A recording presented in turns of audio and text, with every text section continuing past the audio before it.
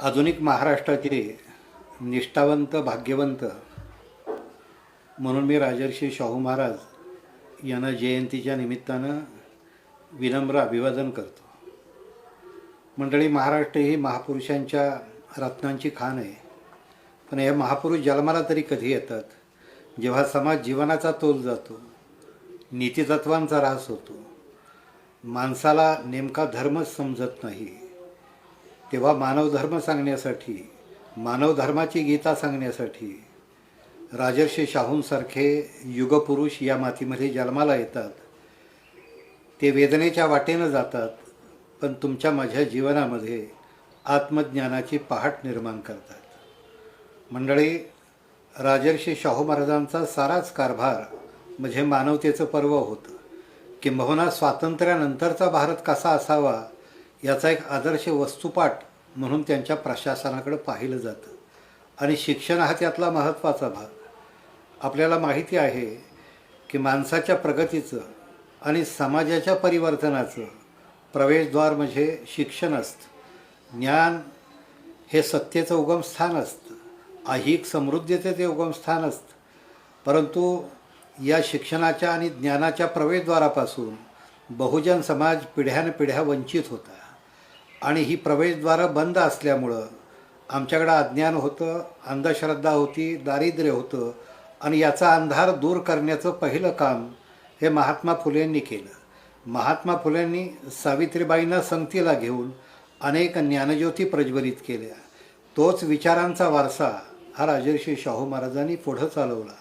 राजर्षी शाहू महाराजांच्या वैचारिक प्रेरणेमधनं मग नंतर कर्मवीर बापूजी साळुंखे, डॉक्टर पंजाबराव देशमुख अशी मोठी शिक्षण क्षेत्रामध्ये शैक्षणिक क्रांती करणारी मंडळी जन्माला आली.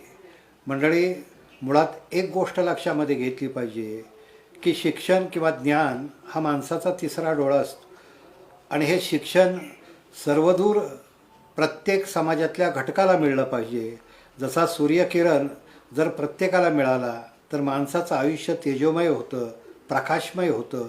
तसंच ज्ञानाचं आणि शिक्षणाचं नातं असतं. राजर्षी शाहू महाराजांनी त्या काळामध्ये वाड्या वस्तीवरती म्हणजे तिथं 500 ते 1000 लोकसंख्या असेल अशा ठिकाणी शाळा स्थापन केल्या. मग ती चावडे असेल, धर्मशाळा असेल, देवळं असेल, जिथं जागा मिळेल तिथं माणसाला शहाणं करायचं, माणसाला ज्ञानमय करायचं, ज्ञानाची शक्ती माणसाला द्यायची. परंतु तुम्हाला हेही मी सांगेन की शिक्षण चळवळ चालू करत असताना ती एवढीही सुकर नव्हती. त्या काळात ही टीका झाली.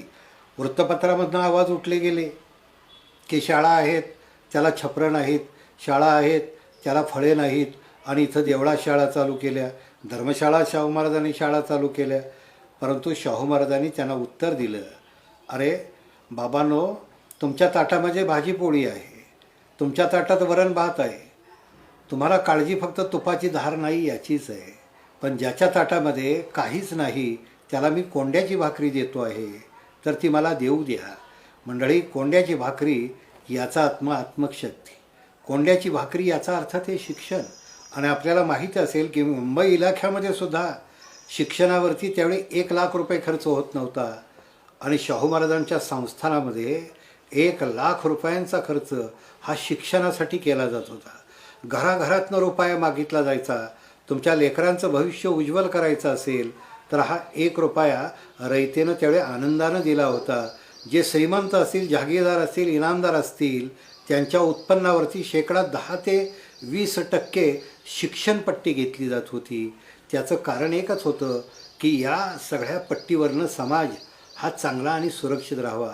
शाहू महाराजांचं काम कुठलं असेल तर गोरगरीब असेल, मागास असेल, त्याच्या पाठीवरती हात ठेवून त्याला लढण्याचं बळ दिलं. भारतरत्न डॉक्टर बाबासाहेब आंबेडकरांसारखा माणूस जेव्हा उच्च शिक्षित होऊन मुंबईच्या परळचाळीत येतो तेव्हा हा कोल्हापूरचा मायकाळजाचा राजा त्यांची भेट घ्यायला तिथं जातो, आपल्या संस्थानात त्यांचा सत्कार करतो.